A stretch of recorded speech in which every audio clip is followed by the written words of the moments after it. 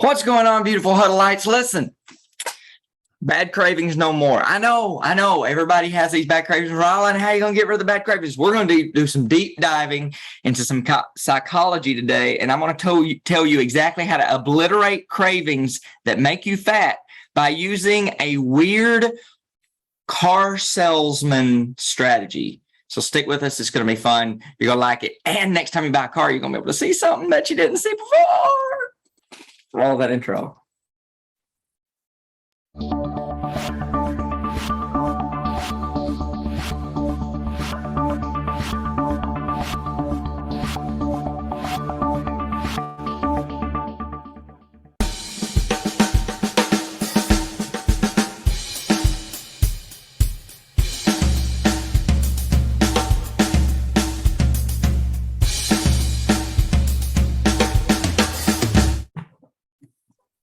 Good morning. Hey, good morning. Good morning. Good morning. Good morning, Facebook. Good morning, Daily Huddle. Good morning to each and every one of you that has made the decision to join us here today on the Daily Huddle. My name is Vince Rountree, and my co-host is Rawlin Vanatta.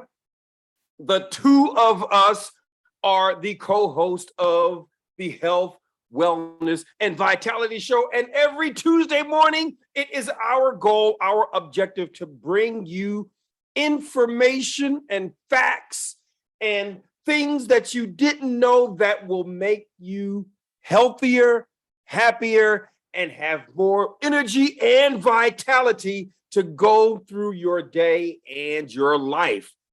But before we get into our topic for today, which is going to be on cravings. And my partner always has something that makes me say, I am going to be learning right along with the rest of you. And that's how he did to me this morning. So I am looking forward to hearing what this man has brought to us. So, but before we do that, I just need to check in with Mr. Sorrell and ask you, how are you today, my brother? Good morning, Vince. Good morning, all. I am phenomenal. That's how I say I am. Phenomenal. You know, something funny happened. You know what? I didn't actually know how I was until I said that. Well, you know, I got to tell you. And then I said phenomenal, and well, here I am. I got to tell you, you look phenomenal.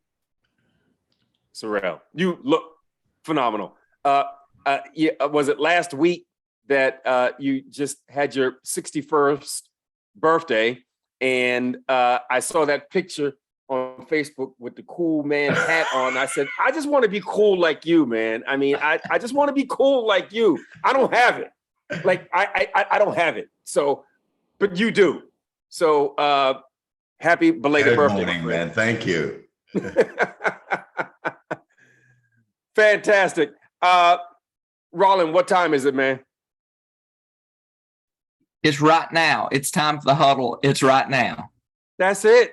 It's right now, and we are right here, and we need to get rocking and rolling. So, Rawlin, talk to us, man. Tell me about this car salesman thing. Tell me about this craving thing. Everybody's got cravings, and I am looking forward to learning from you this morning. Talk to me. So thank you very much. So let me ask y'all a question. Have y'all ever fought cravings? Just in general, you fought cravings in your life. Wave at me. Have you ever fought cravings? Right? You're like, there's something that you know that you ought to be doing, yet there's this other background you that's wanting to do this other thing, right? So I'm reminded by scripture. Apostle Paul said that the thing that I want to do is the thing I don't do, and the thing that I don't do is the thing I want to do. And it's kind of the same idea, right? You're like, oh, I don't want that cake, but I want that cake. You know what I mean? So here's, in my past, before my restaurant career, I was a car salesman for a while. And I learned some things from car salesmen that is absolutely phenomenal. And I use them all the time. on myself. Now think of this. There are people that make it their entire life's work is to sell cars, and they don't feed their family unless they get a car sold. And a car sold is quite a bit of, it's a chunk of change, right? Anybody ever bought a car and spent more money than they wanted to spend, right? Like you bought a car, you get the car and you got it, right? And or maybe you went and you're like, I don't know if I'm just going to look today, but then you end up driving off the lot with a car. Well, the car salesmen, sometimes they get a bad rap, and sometimes they should, but there are some strategies and there are some psychological principles that they rely on in order to feed their family, because they don't get paid unless, typically car salesmen, like on a Ford lot or a Chevy lot or whatever make you have, typically it's purely commission based. So if they don't make a sale, guess what? Their family don't eat, right? So they have gotten really good at deciding between which of the people they're speaking to. What do I mean by that? So, when you go and you buy a car, you're like, yeah, I kind of want to buy this car. But then there's that other part of you that's like, I don't know if I want to buy this car or not, right? And it's like that with all things that we make decisions on, right? So you could almost say you have a craving to buy a new car, but then you don't have a new craving, and vice versa. And they have become experts at talking to the person that wants to buy the car, right? And what I do with our food fixers a lot, and people in our coaching program, is I do something with them that I call thinking past the sale. I say I call it. I did not call it this. This is a principle. And one of my first cousins was a car salesman. He was the lead car salesman in Middle Tennessee and the Murfreesboro area. And he told me something that right as I was learning this principle, he said, that's exactly what I do. So what he would do is when he would sell a car, what he would do is he would have the people drive it around, and he'd say, now, where do you live pretty close there? He's like, yeah, I just live about 10, 15 minutes away. He's like, well, why don't you drive over there and make sure that the car fits in your garage? He'd make sure they had a garage. He'd make sure it fits in the garage. Okay. So then they would drive and they would, right, that's a good thing to know whether it fits right. Because sometimes right. So they would pull in there. Right. And then he'd say, now on the way there, he would ask if they golf or if they do any kind of things like that.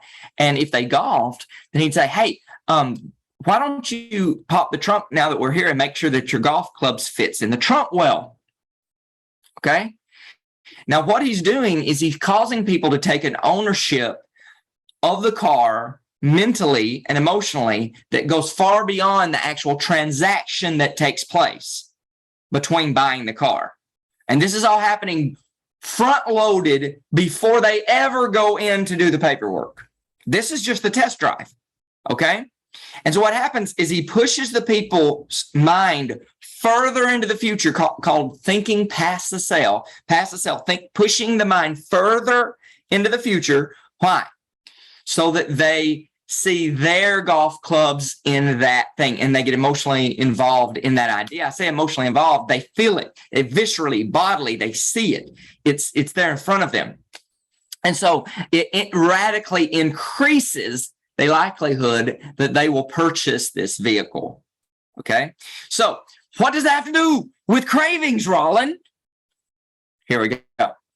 So I do this a lot to myself, and I show my food fixers exactly how to do this. And today you guys are going to learn right now.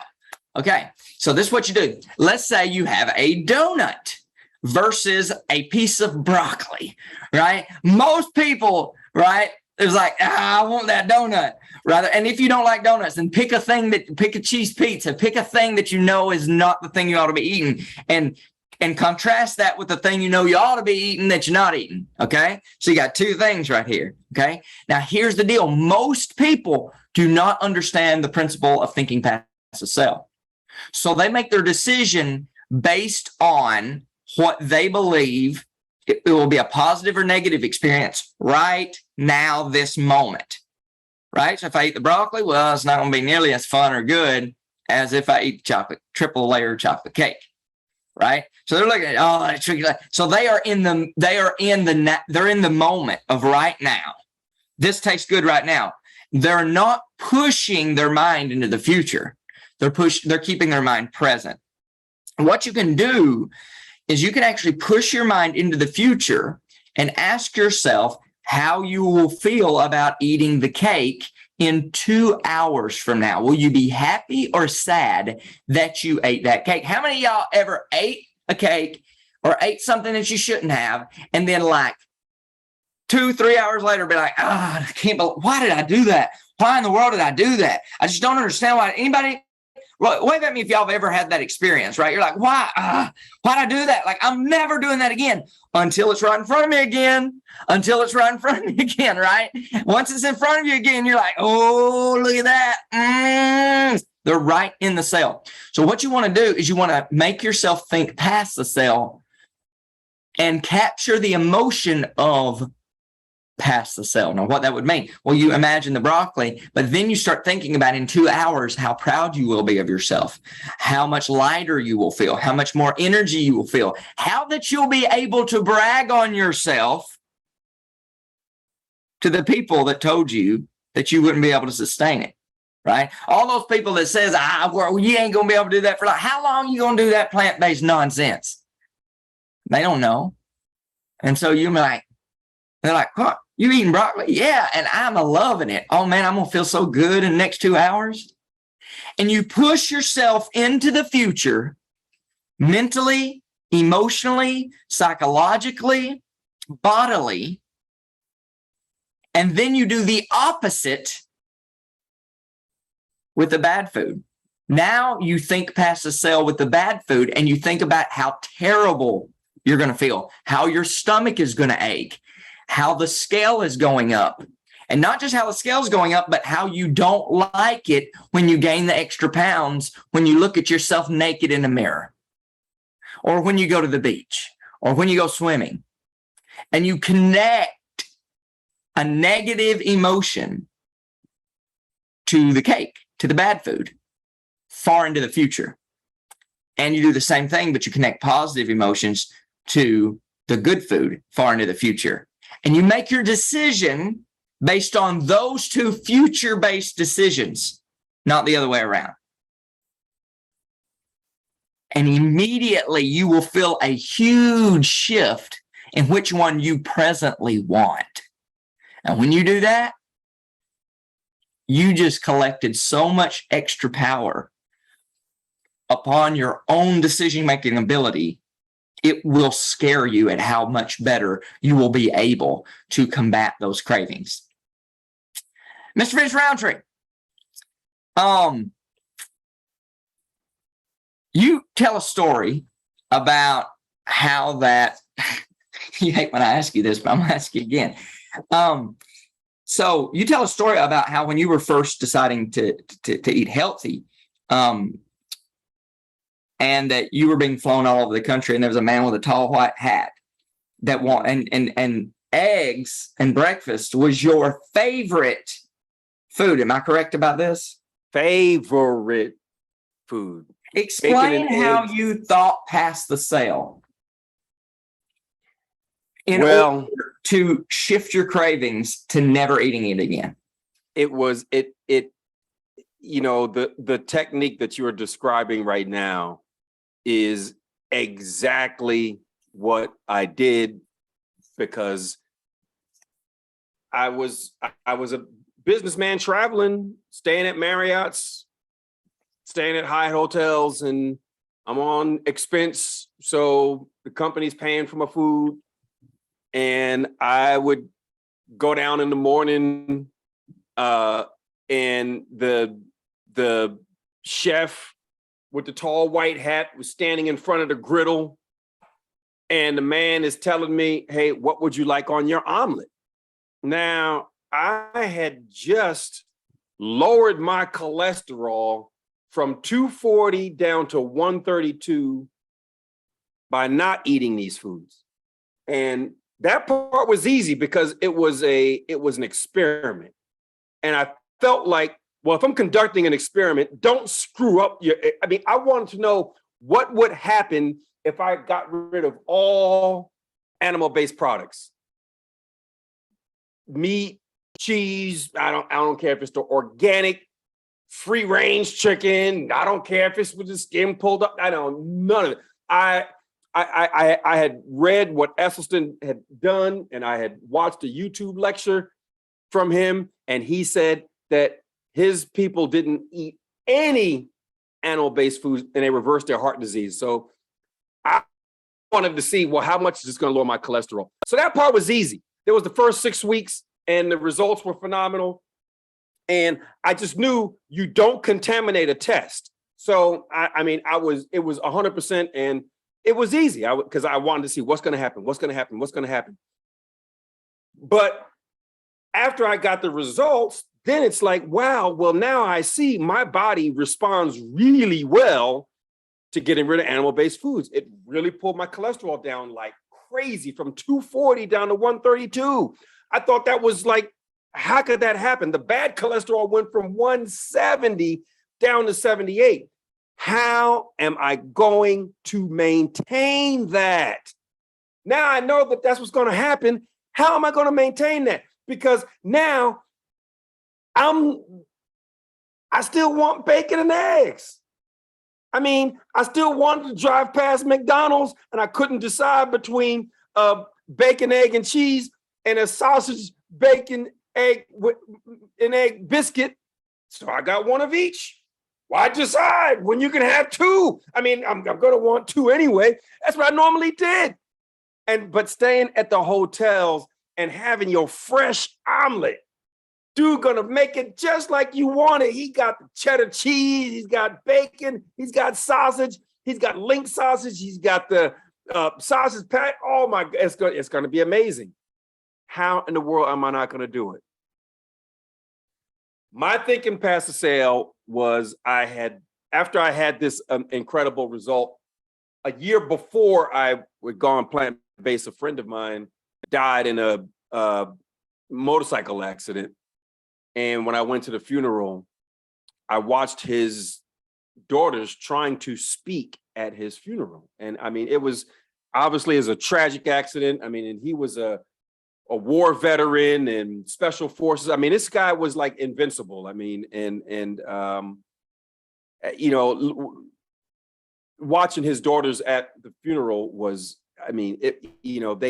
they got up to talk about how much they loved their daddy, and they were about the same age as my daughter, and they couldn't speak. They were just overcome with grief, and understandably so. And everyone in the church was just, tears just flow. It was just a horrible situation. And so what I did, you trying to figure out, well, what does that have to do with me standing in front of the man with the tall white hat?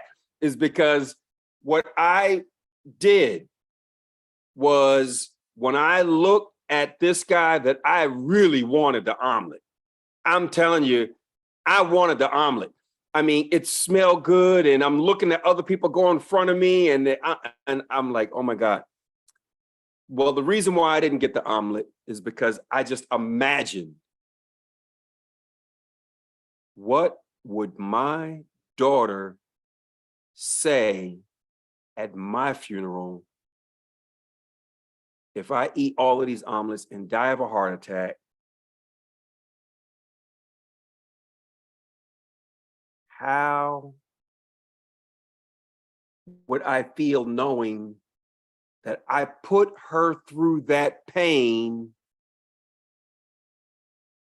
because I wanted omelets, because I wanted bacon, egg, and cheese biscuits? Is it worth it? Or am I going to be a man and protect my daughter from that pain? That became easy.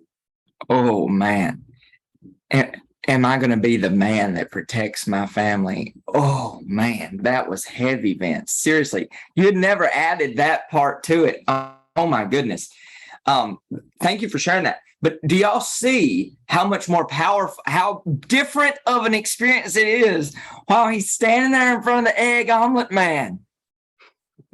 right? Like most people, when they get ready, when they get ready to make the decision, like, it tastes good, right? They don't think past the sell. They don't go into the future and think past what happens if I do, what happens if I don't. Really, it's a cost analysis, right? I tell people this in our challenge sometimes, like if they decide they're going to invest in our coaching, I say, well, here's the deal.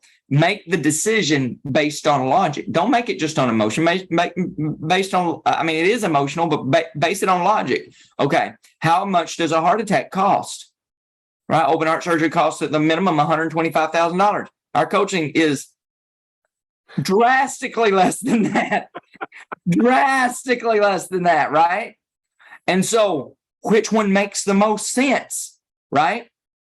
And that really, like, you will be 1,000% more successful at this game when you're deciding what foods to eat, what foods not to eat, because you already know some of the things you ought to be eating that you're not, that you should be and that you shouldn't be, et cetera, et cetera. So the trick is, how do you actually get your body to do what you want it to do, or rather what you know what it should do, rather than just what it craves to do? And how you do that is you think past the sell. So I hope that's helpful. I'm done. Let's ask for questions. Yeah. Who has a question or a comment or a suggestion on today's topic? It is a different one. I get it. But this is the Daily Huddle, and this is the place where we give you information that will help you throughout your day and your life.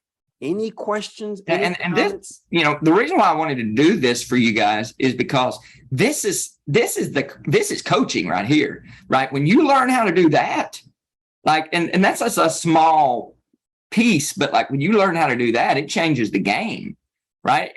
I can tell you, for a year, we've sat here and told y'all what you ought to be eating, right? And what you ought not to be eating. Right now, the question is, how do you actually implement it? You got to implement it. You got to implement it. And, when they do surveys with people on a scale of 1 to 10, how healthy do you eat? Everybody is like 8 out of 10, 9 out of 10. 8, 9. Everybody. And what is it? 70, 80% of us are overweight. I eat healthy. I eat pretty healthy. 40% of Americans are either diabetic or pre-diabetic. 40% are either diabetic or pre-diabetic. 40% of the adult population. That means every 10 people you see, that's 4 of them. But if you ask people if they eat well, of course, yeah, I eat pretty healthy. I do. I eat pretty healthy. 80% are overweight. 40% are obese. But everybody thinks that they eat well. Mm-hmm. So you got to think. You got to think into the future. You got to. I can tell you that is the only thing that kept me from eating that omelet. But it was effective because that was back in 2011. You know how many times I had eggs since then? You know how many times I had that? In fact, August 5th, 2011. 0. I never allowed myself to do that because I wouldn't want it once. I would want it a lot. And none was just easier. Well, can I have a cheat day? Why would I want to subject my body to this risk of a heart attack to have a cheat day? Why?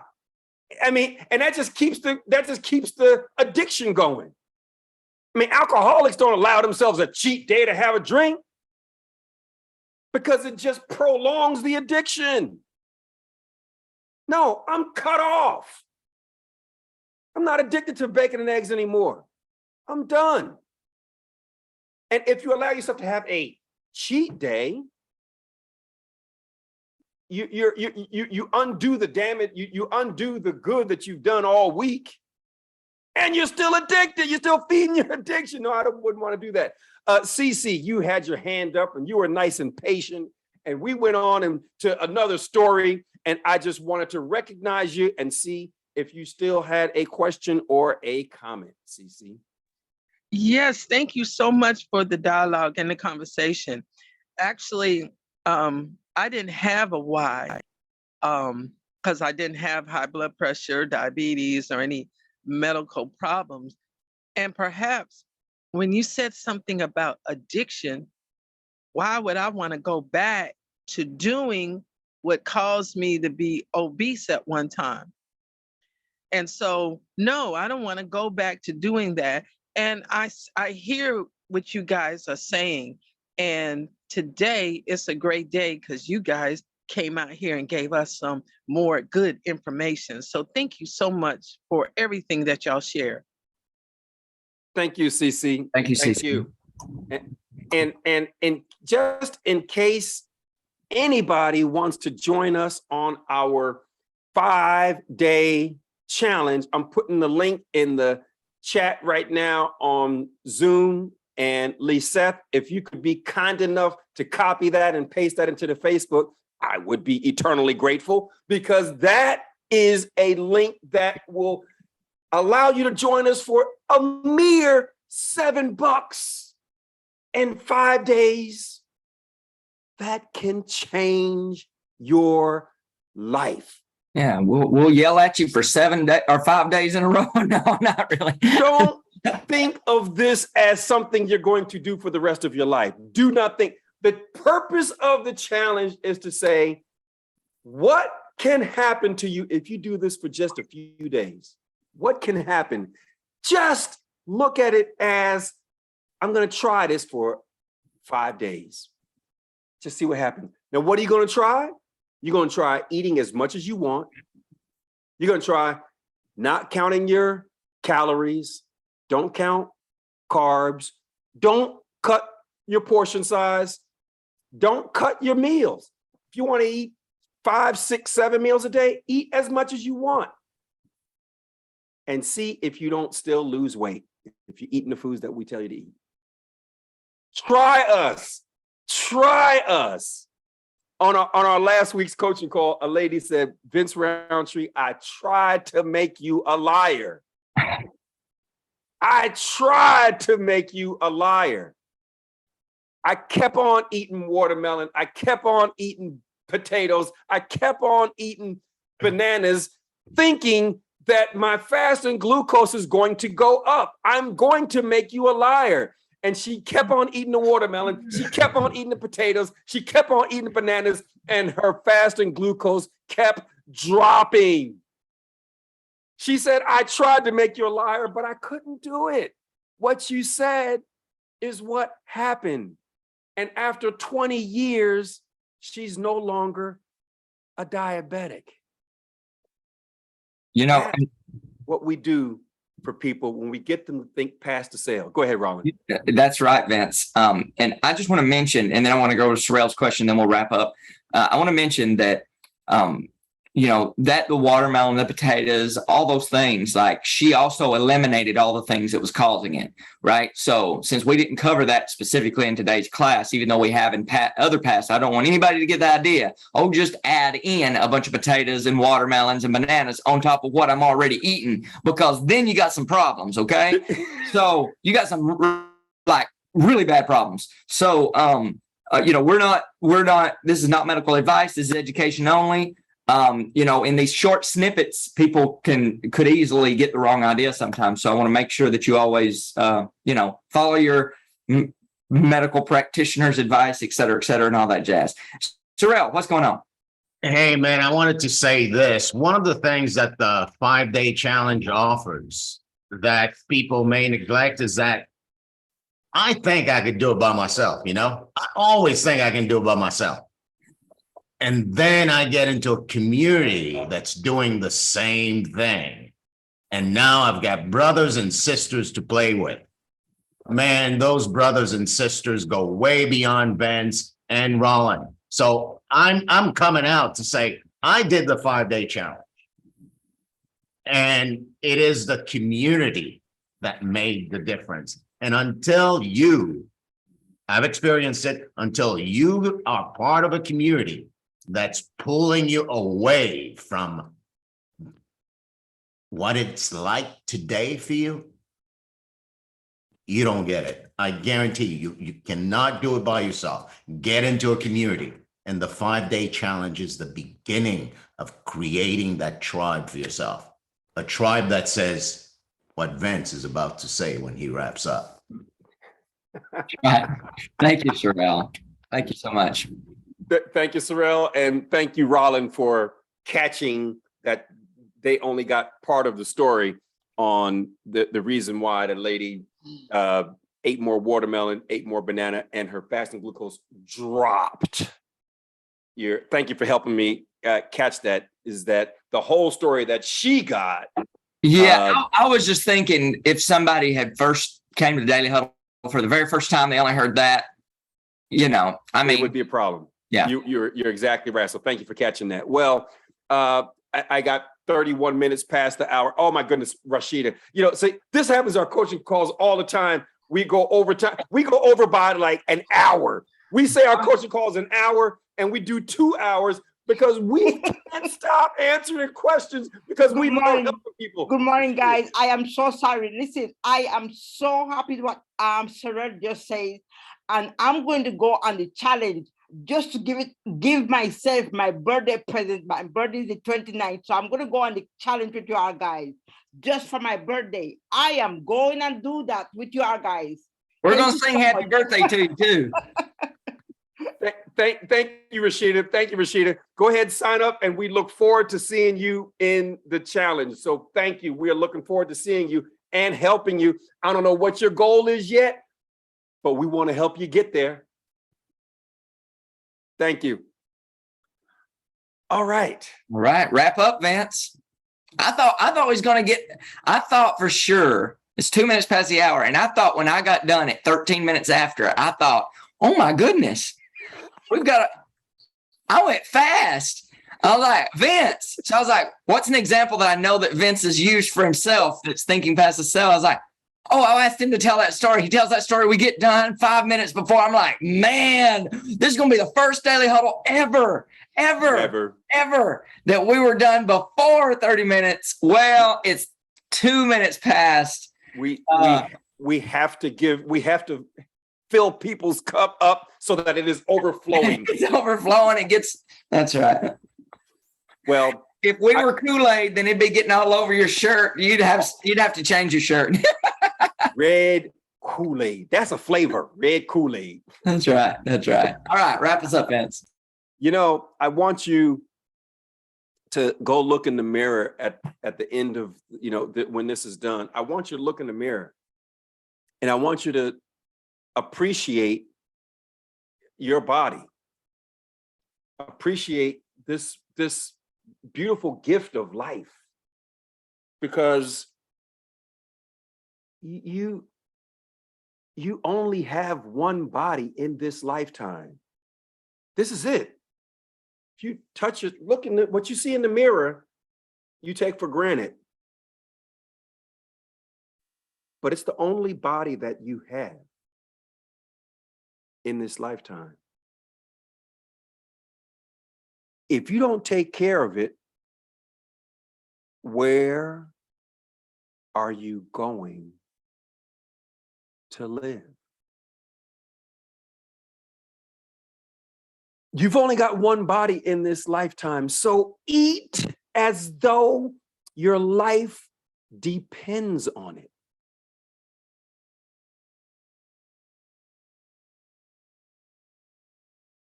Because it does. Add some fruits and vegetables to your plate today. Pick up some apples. Pick up some mandarin oranges. Pick up some plums. If you see a platter in the grocery store of cut up cantaloupe and some cut fruit, some pineapples, just eat more fruits and vegetables every day. That's got the power of adding years to your life.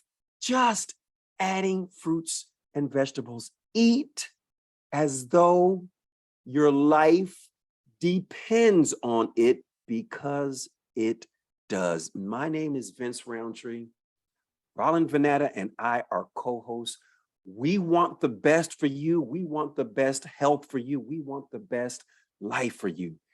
Thank you for joining us on the Daily Huddle, and join the Daily Huddle each and every weekday morning at 9 o'clock and learn something that will help you to add value to your life. Have a fantastic day.